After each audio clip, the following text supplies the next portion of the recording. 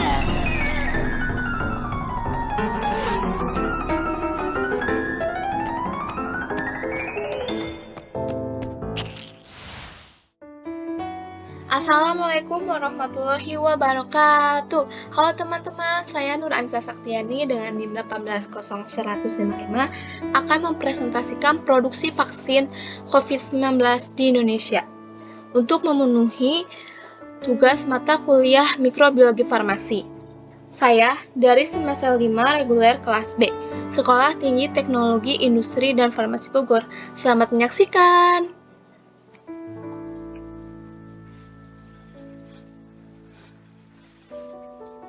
Sebelum kita membahas virus COVID-19, kita harus mengetahui terlebih dahulu virus.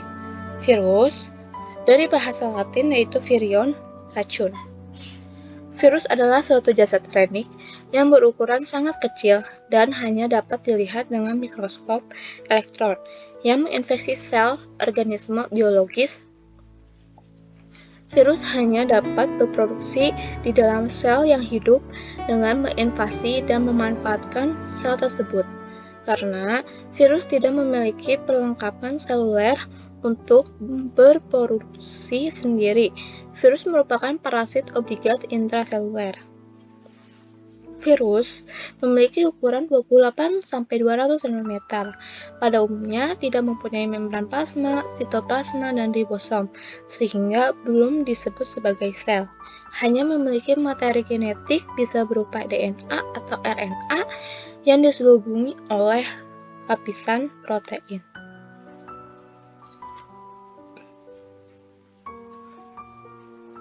Di sini saya akan menjelaskan tentang yang pertama ada virus COVID-19, yang kedua ada vaksin, yang ketiga ada teknologi produksi vaksin COVID-19, yang keempat ada teknologi yang dipilih Indonesia dalam produksi pertama vaksin COVID-19.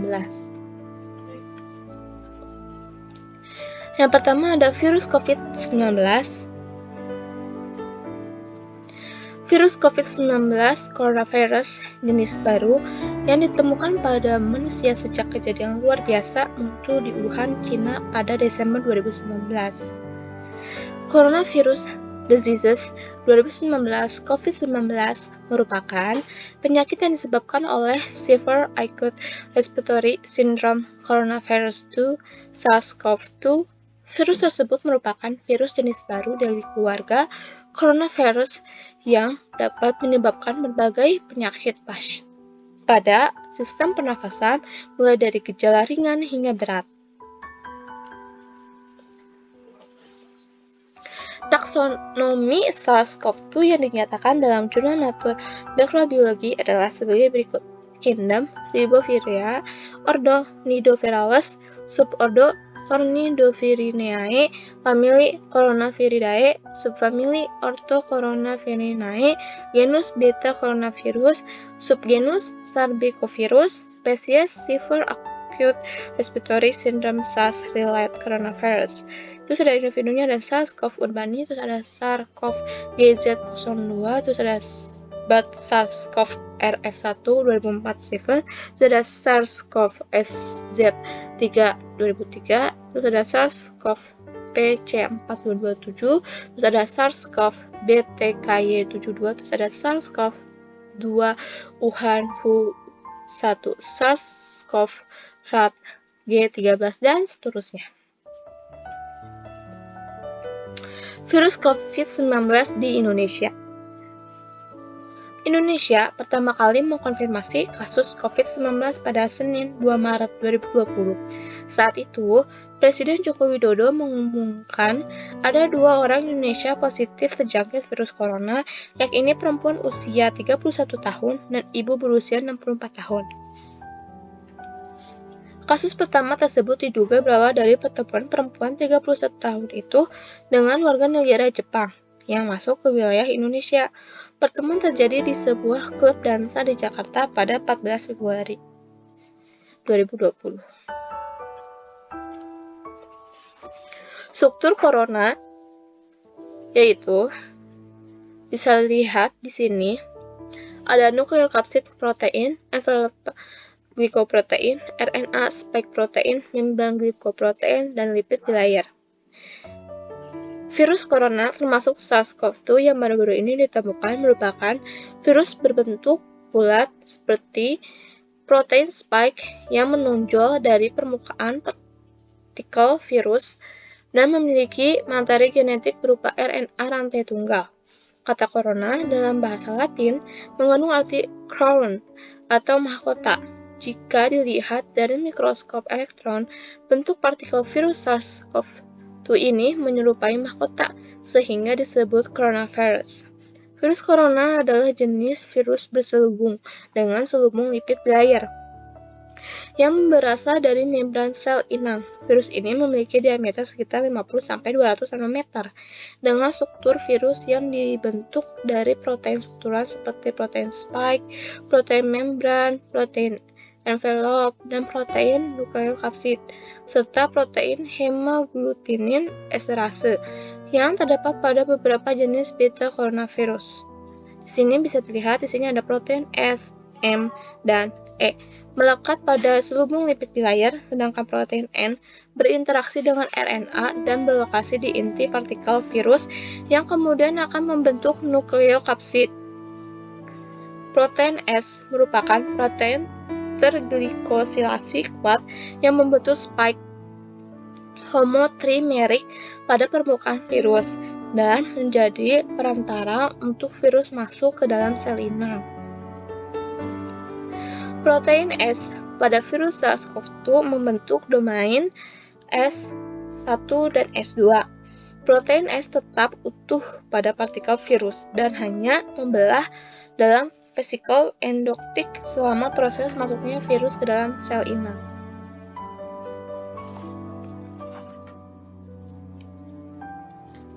Terus di sini ada struktur genom SARS-CoV-2.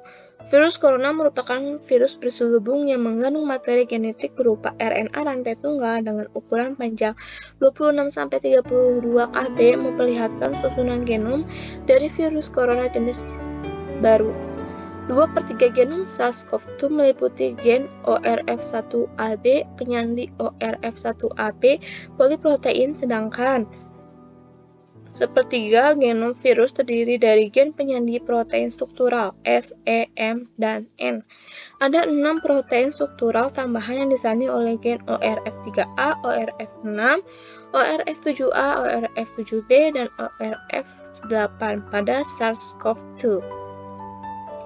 Perbandingan antara genom SARS-CoV-2 dan SARS-CoV menggunakan analisis Depictor memperlihatkan adanya homologi yang tinggi pada level nukleotida.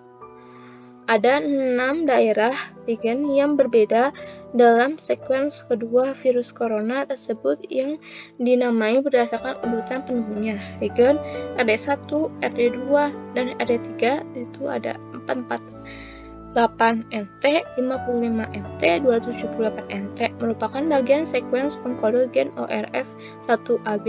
Terus ada regen RD4 dan RD5 ada 315 NT dan 80 NT adalah bagian sekuens pengkode gen S. Regen RD6 214 NT adalah bagian dari sekuens pengkode gen ORF7B dan ORF8. Keseluruhan regen tersebut dapat dijadikan penanda molekul baru untuk identifikasi jenis virus baru dan juga untuk pengembangan obat antivirus baru sebagai bentuk penanganan terhadap infeksi SARS-CoV-2 COVID-19 ini. Sifat virus COVID-19 yang pertama ada sensitif terhadap panas, suhu 56 derajat Celcius dalam waktu 30 menit. Terus yang kedua ada mampu berkembang biak dengan cara memecah diri. Terus yang ketiga ada mereplika diri sendiri. Terus yang keempat ada dapat hidup di benda mati, yaitu permukaan keras seperti plastik, stainless steel hingga 72 jam dan di atas kardus hingga 24 jam. Terus yang kelima ada sering kali bermutasi. Terus yang keenam ada penularan virus tidak mengenal suhu, yaitu dapat terjadi di wilayah dingin, kering, hingga tropis.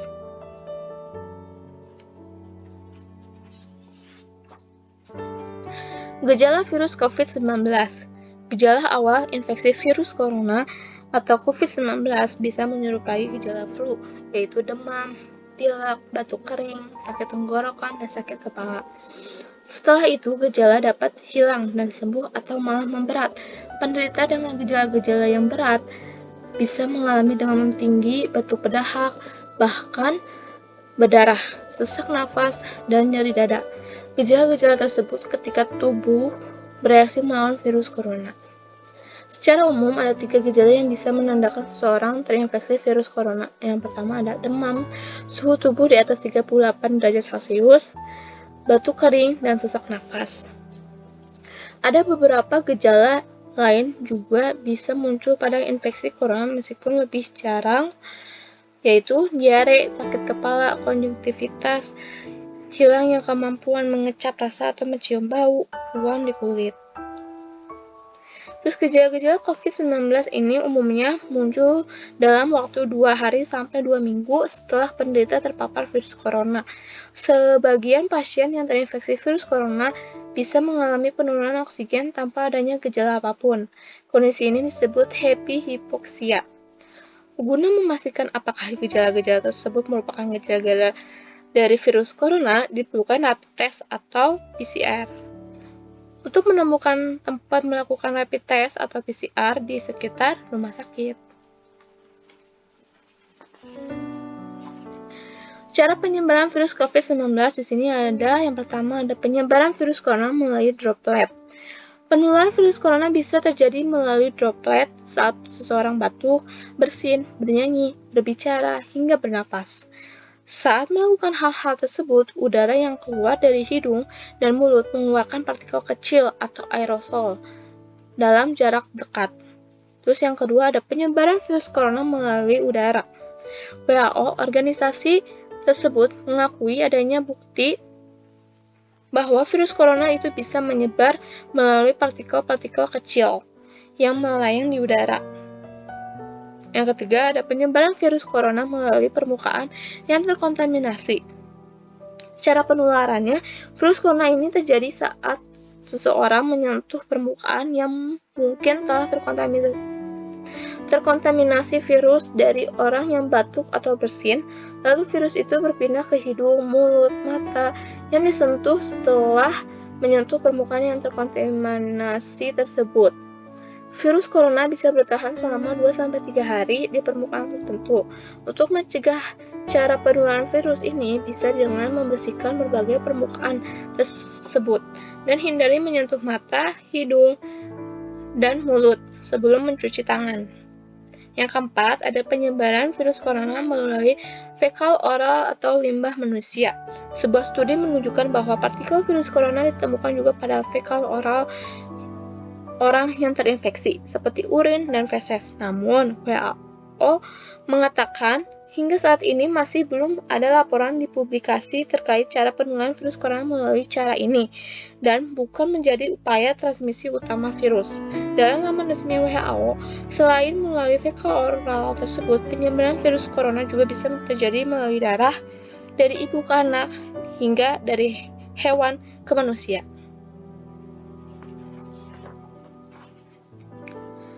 Mekanisme penyebaran virus yang terjadi secara cepat sehingga menyebabkan epidemi ini terkait dengan reseptor angiotensin converting enzyme 2 AC2 pada manusia. Berdasarkan analisis struktur CRO-EM, protein S pada SARS-CoV-2 diketahui memiliki afinitas yang lebih tinggi terhadap reseptor AC2 jika dibandingkan dengan afinitas SARS-CoV pada reseptor yang sama. Sebagai akibatnya, organ manusia seperti sel epitel alveolar paru-paru dan enterosit usus kecil yang mengekspresikan banyak AC2 pada manusia berpotensi menjadi target infeksi SARS-CoV-2. Secara umum, virus masuk ke saluran pernafasan atas setelah terjadi penularan.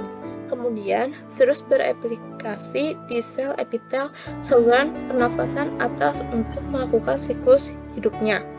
Virus ini menginfeksi sel inang melalui perantara protein S yang ada di permukaan virus. Protein S pada permukaan virus ini akan menempel pada reseptor AC2 pada sel inang. Kemudian, ikatan AC2 virus ditranslokasikan ke endosom, tempat di mana protein S dipotong oleh protease asam endosomal untuk mengaktifkan aktivasi fungsi.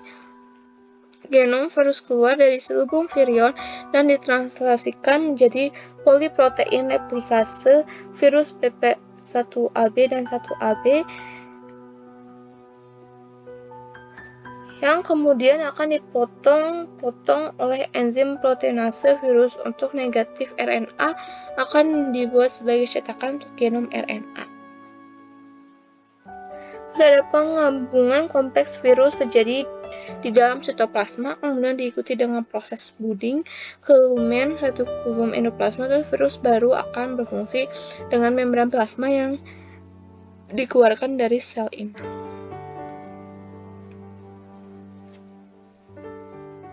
Yang kedua, saya akan membahas tentang vaksin.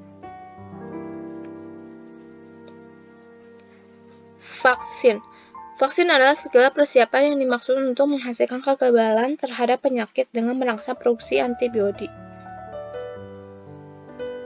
Menurut WHO, vaksinasi merupakan imunisasi aktif adalah suatu tindakan yang dengan sengaja memberikan paparan antigen dari suatu patogen yang akan menstimulasi sistem imun dan menimbulkan kekebalan sehingga nantinya anak yang telah mendapatkan vaksinasi tidak akan sakit jika terpajan oleh antigen serupa.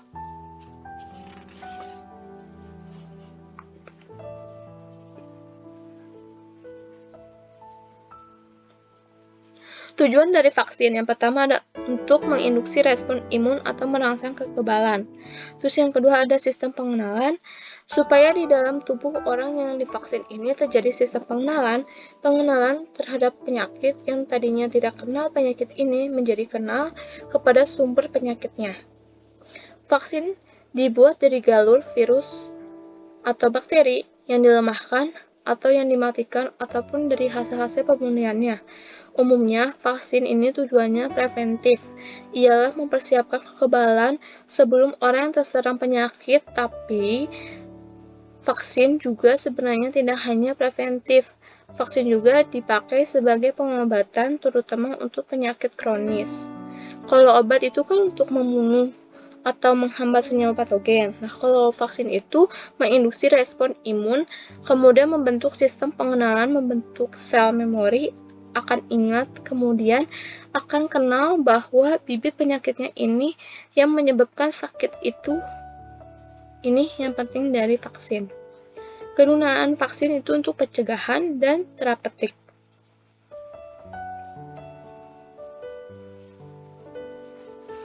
Syarat vaksin yang baik. Yang pertama, bisa meningkatkan respon imun terhadap penyakit tertentu. Uji coba vaksin COVID-19 dilakukan uji coba pada hewan, pada manusia, bisa merangsang atau tidak, aman atau tidak. Terus yang kedua, ada gaya proteksinya lama.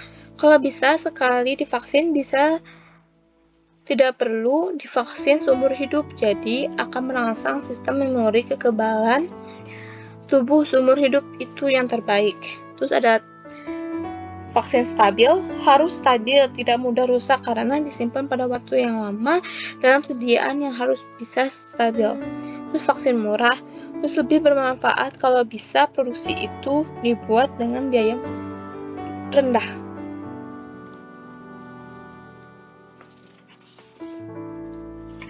Mekanisme kerja vaksin. Vaksin merangsang sistem imunitas untuk membuat zat kekebalan tubuh antibodi yang bertahan cukup lama untuk melawan antigen dari patogen spesifik yang masuk ke dalam tubuh orang tersebut. Zat aktifnya dari vaksin itu disebut antigen. Biasanya bikin zat aktifnya vaksin itu jadi antigen ini akan atau merangsang antibodi.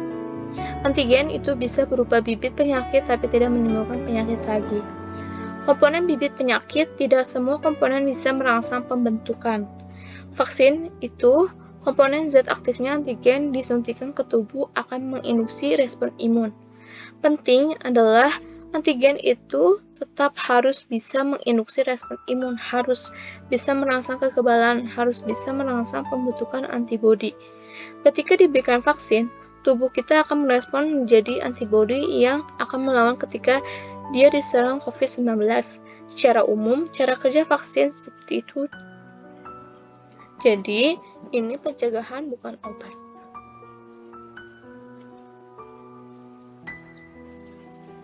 Yang ketiga, kita akan membahas tentang teknologi produksi vaksin COVID-19. Vaksin inaktif. Vaksin inaktif mengandung seluruh atau sebagian kecil dari bakteri atau virus yang telah terbunuh. Vaksin inaktif merupakan satu dari 3 vaksin yang berlisensi saat ini. Teknologi inaktif dapat bervariasi berdasarkan strain virus, namun sebagian besar proses pembuatannya menggunakan formaldehid, beta-propylactone, BPL, atau iradiasi ultraviolet.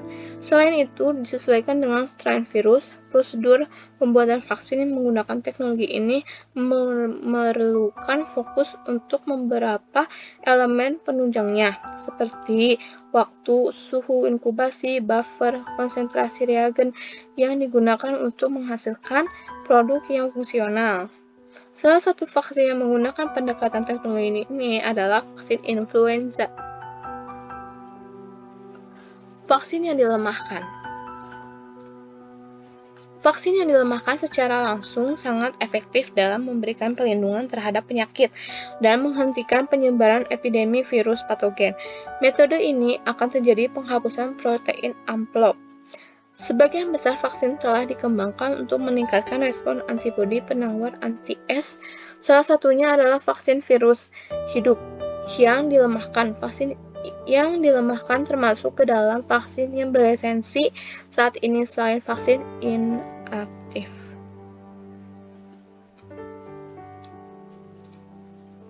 Vaksin subunit. Vaksin subunit mencakup satu atau lebih antigen RBD, S1 dan S2 dengan imunogenisitas kuat yang mampu menstimulasi sistem imun inang secara efisien.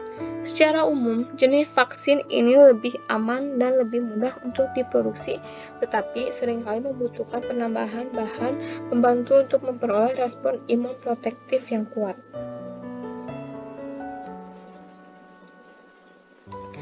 Vaksin berbasis vektor virus. Vaksin berbasis vektor virus membantu mencegah penyakit menular dengan menimbulkan respon humoral dengan memberikan ekspresi protein tingkat tinggi dan stabilitas jangka panjang dan memicu respon imun yang kuat. Secara umum, kelebihan vektor virus adalah transduksi gen, efisiensi tinggi, pengiriman gen yang sangat spesifik ke sel target, dan induksi respon imun yang kuat.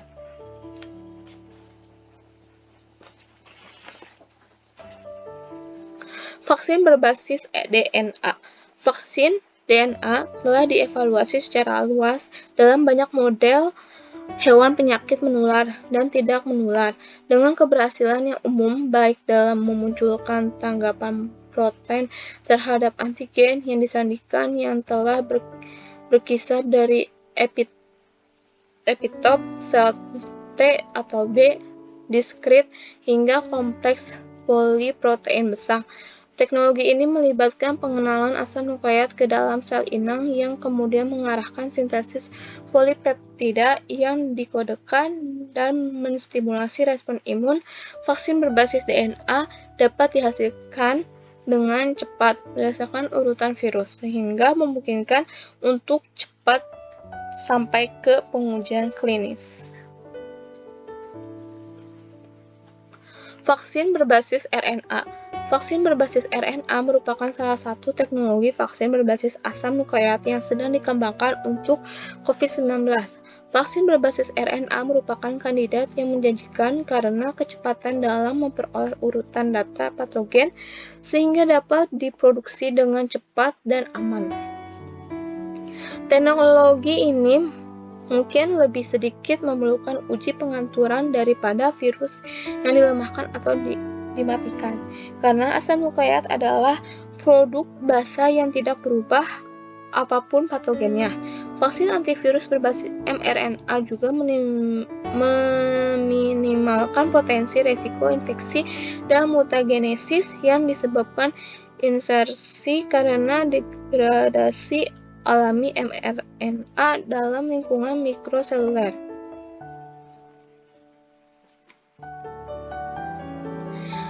Terus yang keempat, kita akan membahas teknologi yang dipilih Indonesia dalam produksi pertama vaksin COVID-19. Vaksin merah putih. Universitas Indonesia menggunakan DNA mRNA virus-like particle dan Institut Teknologi Bandung ITB menggunakan adenovirus. Dan untuk Universitas Airlangga menggunakan adenovirus dan adeno-associated virus base. Terus ada lembaga Eijkman menggunakan platform subunit protein rekombinan. Terus LIPI menggunakan protein rekombinan fusi dan Universitas Gadjah Mada menggunakan protein rekombinan. Vaksin Sinovac. Badan Pengawasan Obat dan Makanan BPOM memaparkan soal perkembangan vaksin COVID-19 asal Cina Sinovac Biotech Ltd yang bekerja sama dengan PT Bio Farma. Vaksin tersebut telah selesai tahap uji klinis, tahap 3, dan memasuki tahap monitoring. BPOM juga mengawal vaksin COVID-19 Sinovac yang sedang dalam uji klinik untuk mendapatkan emergency use authorization atau EUA dihasilkan dengan inspeksi dan pendampingan dari cara produksi obat yang baik dari fasilitas.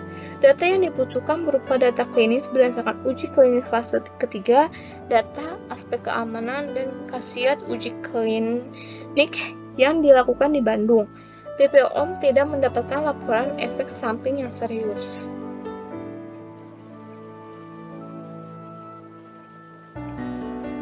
Terima kasih yang sudah menyaksikan presentasi saya. Wabillahi taufiq wal hidayah. Wassalamualaikum warahmatullahi wabarakatuh.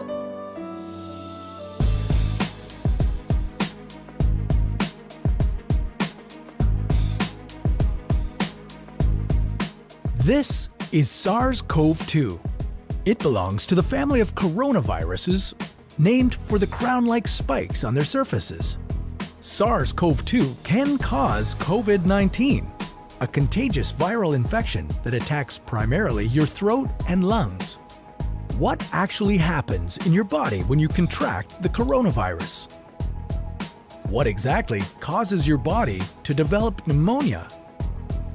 And how would a vaccine work?